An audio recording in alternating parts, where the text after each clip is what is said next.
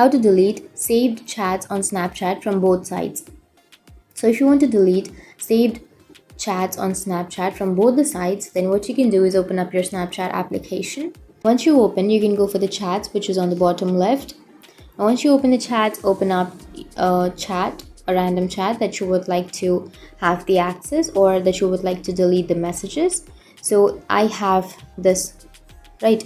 So if I simply send a message, something like this, and once you send a message, and if you saved the chat, and if you want to delete this chat from the both sides, then what you can do is simply tap and hold on to that chat for 2 to 3 seconds, and here you will have delete option.